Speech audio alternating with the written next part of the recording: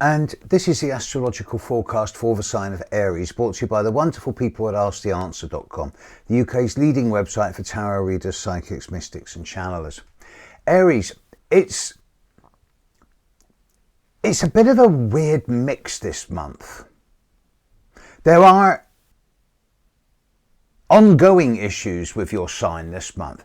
Firstly, Jupiter is still retrograde, going through the early degrees of your sign, and those of you born in the first 6 to 8 days of Aries, i.e. on or before March the 30th, then much of the hype and spin and the promises of this year so far are kind of changing into dust.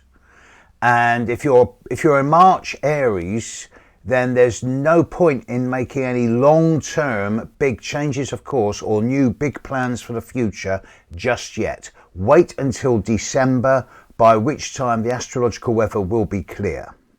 Chiron is retrograde in your sign, and whilst that's not significant for individuals, it does suggest that many of you are looking at ways in which you've sabotaged yourself or shot yourself in the foot over recent months, and if so, how you can correct that and what you're going to do about it. But the most significant thing is that this month we've got the annual full moon in Aries. Now this takes place on the 9th of October at about 9 p.m. UK time. It should be quite a spectacular full moon.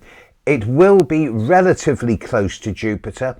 It'll be about 3 to 4 finger widths apart. If you hold your fingers out in the sky like that, the full moon will be a little bit further than that away from Jupiter, but it should be quite spectacular because Jupiter in your sign at the moment is easily the most visible thing in the sky.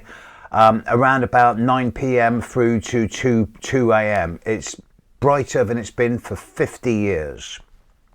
The full moon is particularly impacting on those of you born in the first 10 days of April, especially those of you born from about the 5th to the 9th of April.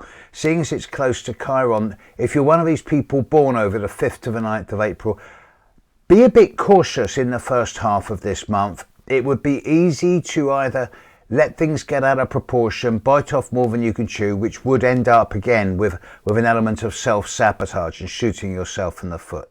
Later Aries, i.e. those of you born from about the 10th onwards, you're in a much better space. You can make things happen without attracting too much undue attention.